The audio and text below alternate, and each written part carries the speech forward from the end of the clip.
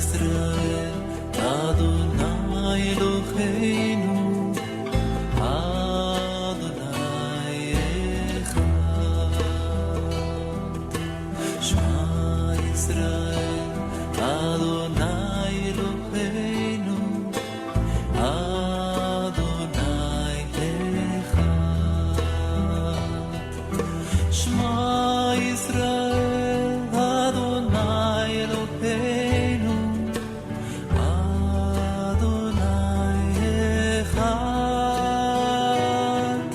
שמע ישראל, אדוני אלוהינו, אדוני אחד.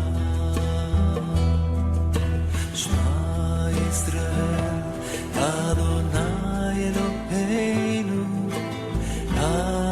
אדוני אחד, אדוני אחד.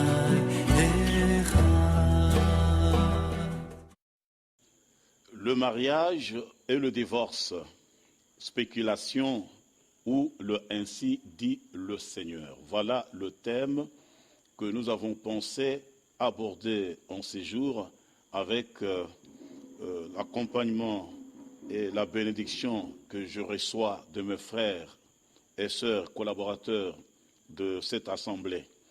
En fait, après toutes sortes de spéculations sur la prédication, le mariage et le divorce, spéculations qui ont amené plusieurs à croire que le mariage idéal serait la monogamie absolue, c'est-à-dire un homme avec une seule femme. Le serviteur de Dieu William Marion Branham, le messager de l'heure, l'une des étoiles dans la main droite du Seigneur, a reçu le ainsi dit le Seigneur concernant ce sujet de très grande importance. Ceux qui ne croient pas au message du temps de la fin peuvent ne pas croire ce que nous allons exposer ici. Par contre, il est demandé à tous les croyants du message de cette heure de reconnaître le ainsi dit le Seigneur d'un bout à l'autre de cette prédication. D'où nous avons attiré ces quelques citations. Le Seigneur l'a si bien dit d'ailleurs, vous abandonnez le commandement de Dieu pour observer la tradition des hommes. Et cette écriture, nous la trouvons dans le livre de Marc, le chapitre 7, le 8e verset. Justement, les hommes préfèrent les traditions humaines à la parole révélée de l'heure. Que le Seigneur vous bénisse. Cette introduction, nous l'avons faite parce que nous avons pensé que l'heure est arrivée pour nous de vous présenter l'exacte vérité sur la grande question concernant mariage et divorce. La question qui n'est pas comprise par le monde religieux, depuis l'Église catholique romaine jusqu'au dernier groupe de prières charismatiques pentecôtistes. Voici en effet, chers frères et sœurs, ce qu'il faut retenir de cette prédication. Nous avons, à titre de rappel, cité mariage et divorce. Au commencement, l'homme et la femme étaient égaux. Après le commencement, l'homme est devenu le chef de la femme, selon le livre de Genèse, chapitre 3, verset 16. Il s'agit ici, bien, chers frères et sœurs, de n'importe quel homme. Pas de différence du tout. Médecin, chauffeur, diplomate, politicien, général, roi, gouverneur, pasteur, évêque, diacre, et j'en passe. Il s'agit de l'homme. Sentinelle, sportif, choriste. Il s'agit donc de l'homme, c'est-à-dire de n'importe quel homme. Dans 1 Corinthiens chapitre 11, le verset 3, c'est tout homme qui est le chef de la femme. Il ne faut pas faire la différence en disant par exemple, tel homme est chef de la femme et tel autre non. Il s'agit de n'importe quel homme, mes frères. Ceci devrait être compris de tous. Après le commencement, dans l'Ancien comme dans le Nouveau Testament, l'homme est la tête de la femme. Tout homme a autorité sur sa femme. Nulle part il est dit, cet homme ici dominera sur sa femme, mais cet autre-là, non. Il dit à la femme, j'augmenterai la souffrance de tes grossesses. Tu enfanteras avec douleur et tes désirs se porteront sur ton mari, mais lui, il dominera sur toi. Genèse 3,16. Voilà pourquoi, en ce qui concerne la polygamie, si un verset fait cette différence, c'est sans nul doute un rajout. Amen. Oui. Prenons la prédication mariage et divorce apportée par le prophète de cette heure. Nous avons cité William Marion Branham le 21 février 1965. À son paragraphe 192, nous citons « Et elle, il a créé pour l'homme, et non l'homme pour elle. Saviez-vous cela, que la femme a été créée pour l'homme, et non l'homme pour la femme? Combien le savent? » L'Assemblée dit Amen. La Bible l'enseigne très bien. Elle a reçu une position avec l'homme avant la chute. Elle était son égale et gouvernait toute la création. Seulement après la chute, bon, là nous abordons le sujet.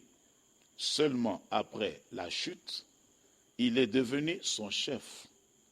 Elle doit demeurer dans le silence sur toutes les questions maintenant, après que le commencement original est terminé. Le paragraphe 66 de la même prédication. Bon, alors, si tel est le cas, il y a deux écoles de pensée chez nous sur le mariage et le divorce. L'une d'elles, donc, affirme qu'un homme peut se marier seulement une fois, à moins que sa femme ne soit morte. Et ça, c'est une des questions. Mais si on se conforme à ça, on va au-delà de bornes. Et l'autre, elle, c'est-à-dire la deuxième école, affirme, si la femme ou le mari, n'importe lequel de deux, a commis adultère, n'importe lequel de deux peut répudier et se remarier. Vous vous retrouverez au-delà des bornes avec ça. Deux alliances. Nous sommes donc après le commencement. Au paragraphe 198, il s'agit de deux alliances. Voilà qui clôt, sinon qui met fin à la période appelée le commencement, dont Jésus disait, au commencement, il n'en était pas ainsi. On a une autre alliance. Remarquez, c'est une autre alliance. Maintenant, il y a une alliance pour le produit et une pour le dérivé. Remarquez, la chute a entraîné dans la détresse et la mort toutes les créatures de la création. Et cela entraîne un changement dans toute la nature. Maintenant, remarquons ce dont Jésus parlait quand il a dit « Au commencement, il n'en était pas ainsi ». Maintenant, ce n'est pas au commencement. Maintenant, c'est après le commencement. Amen. Maintenant, il y a une alliance double. Après le commencement, la polygamie a été introduite par Dieu partout, c'est-à-dire aussi bien chez l'homme que chez les animaux.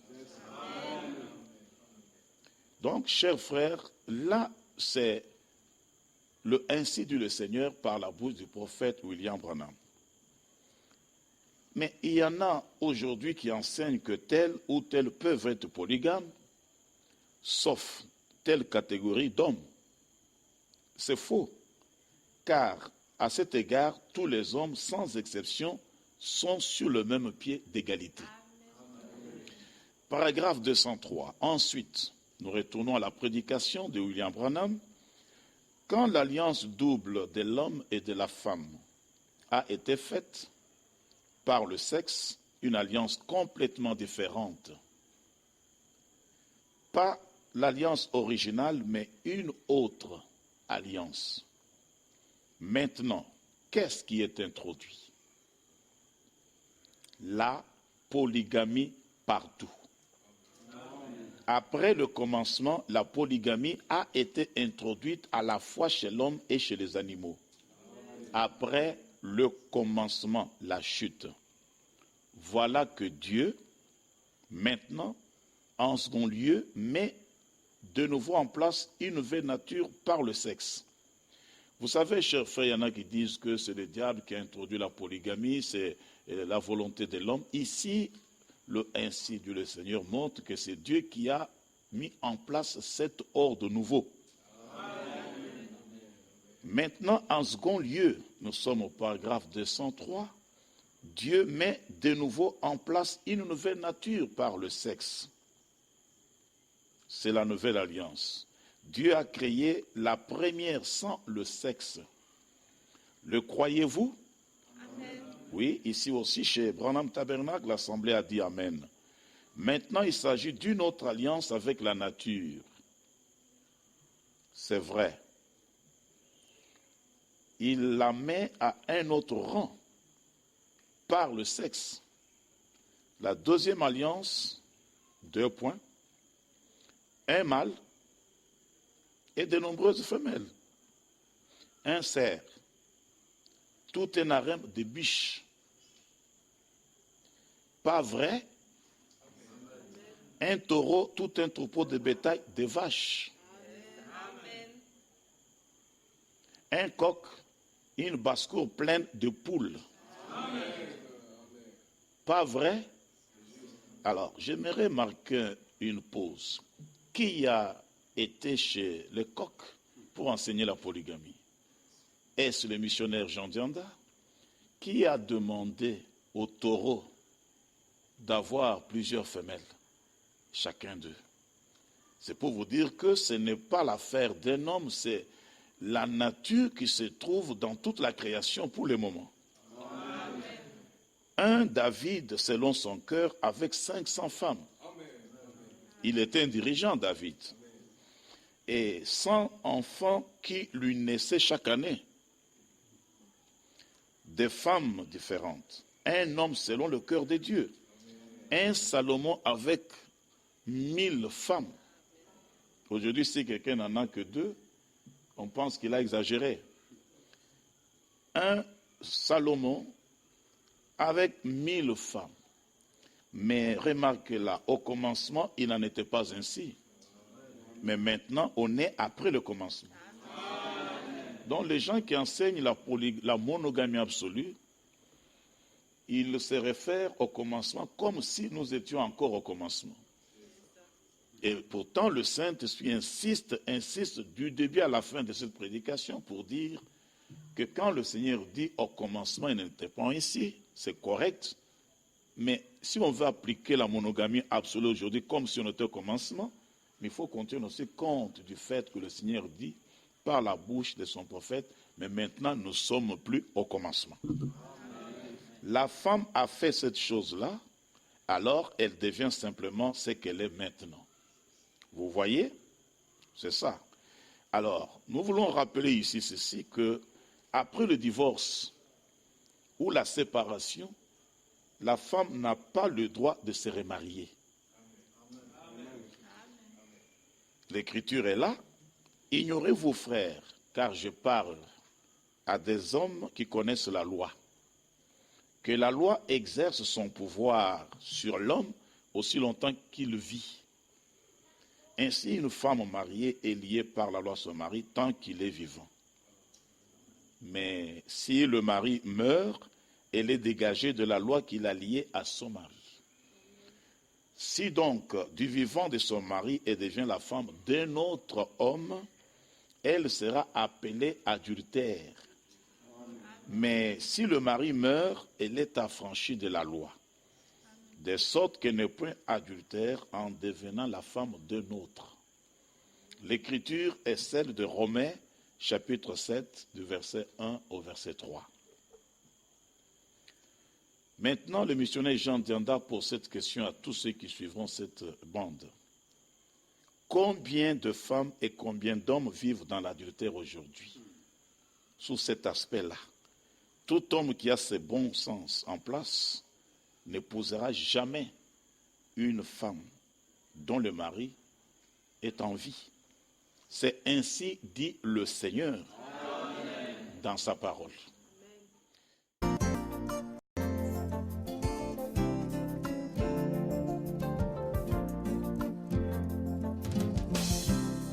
Ton amour me contraint, je m'accroche à toi.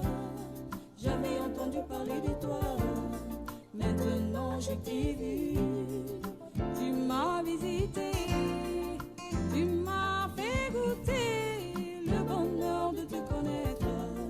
Depuis ce jour-là, ce n'est plus une histoire. Vraiment, Jésus est bon, Jésus est bon.